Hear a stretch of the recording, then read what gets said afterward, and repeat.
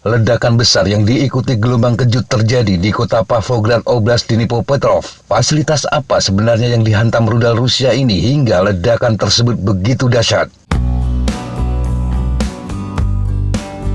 Sebenarnya laporan ini sudah kami sebut dalam video tentang pertempuran Bahmut yang kami tayangkan pada 2 April 2023. Perlakuannya sama dengan serangan Ukraina ke depot minyak milik Rusia di Crimea yang juga memunculkan kebakaran hebat. Kejadian itu tidak dibahas secara khusus dan hanya jadi bagian tayangan yang membahas tentang perubahan strategi serangan udara Rusia. Saat itu kami membahas tentang serangan rudal besar-besaran Rusia ke Ukraina, dan sebagai penyeimbang kami juga melaporkan serangan Ukraina di Crimea. Demikian juga serangan di Pavlograd. Ini diimbangi dengan serangan ke rel kereta api di Bryansk, Rusia. Tetapi bagi sebagian orang justru itu dianggap tidak adil dan tidak netral. Wajar bagi kaum fanatisme yang dimaksud netral adalah yang memberitakan apa yang membuat mereka senang. Di luar itu dianggap tidak netral. Memang aneh, orang tidak netral selalu menuduh orang lain tidak netral. Secara logika saja tidak masuk. Tetapi okelah, kami akan membahas kali ini. Tetapi ini pun pasti akan dianggap tidak netral.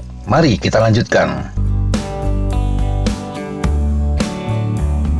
Ukraina mengatakan rudal jelajah Rusia diluncurkan oleh pembom strategis Tu-95MS dan Tu-160 dari Laut Kaspia pada 1 Mei 2023. Bomber-bomber ini lepas landas dari daerah Murmansk. Ukraina mengklaim dari 18 rudal yang ditembakkan, 15 bisa ditembak jatuh, tetapi 3 rudal mampu lolos dari pertahanan udara. Setidaknya salah satu dari mereka lah yang menghantam target dan memunculkan ledakan besar tersebut.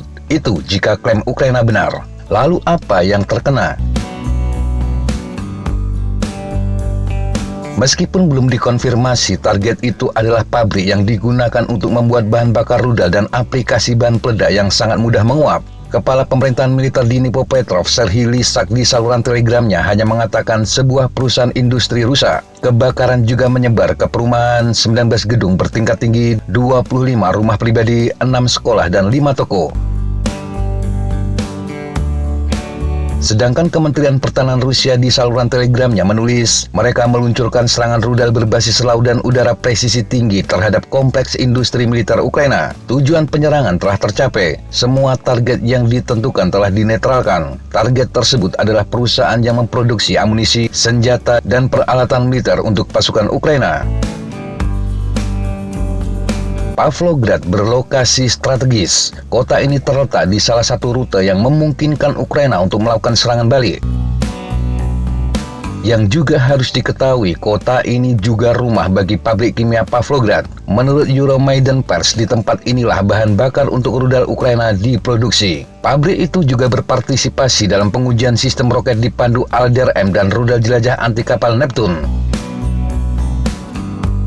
Pabrik juga merupakan tempat penyimpanan rudal SS-24. Ini adalah rudal balistik yang diluncurkan dari kapal selam atau ICBM era Soviet. Rudal-rudal ini seharusnya dibongkar sebagai bagian dari program kerjasama pengurangan ancaman atau CTR. Badan Pengurangan Ancaman Pertahanan Amerika mengatakan pihaknya telah menyelesaikan penyediaan bantuan teknis kepada Badan Antariksa Ukraina dan pabrik kimia Pavlograd pada Desember 2018. Tujuannya untuk menyimpan kotak motor padat bermuatan SS-24 dengan aman. Selain itu mendukung penghapusan propelan dengan aman dan menghapus kotak motor yang kosong. Pada tahun 2020, bahkan sebelum Rusia menginvasi Ukraina, sejumlah media melaporkan kekhawatiran penduduk setempat tentang keberadaan pabrik tersebut, terutama jika gudang meledak. Beberapa orang menyebutnya sebagai bom waktu yang berdetak. Ini karena lebih dari 1.800 ton bahan bakar roket kadaluarsa disimpan di sana.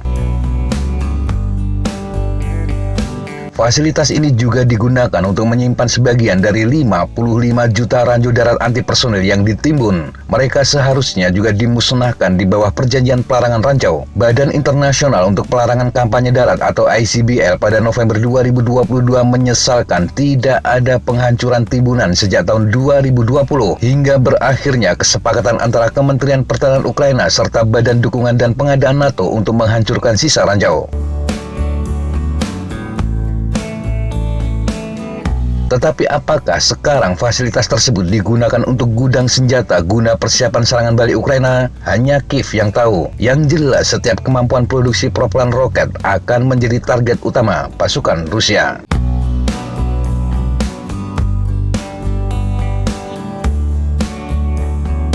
Demikian sahabat Jatapa informasi yang bisa kita sampaikan untuk kesempatan kali ini. Sampai jumpa di kesempatan yang berbeda. Tetap kunjungi kami di www.jatapa.com dan www.flatzona.com. Tetap semangat dan jaga kesehatan. Salam, Fly Like an Eagle, Fight Like a Falcon.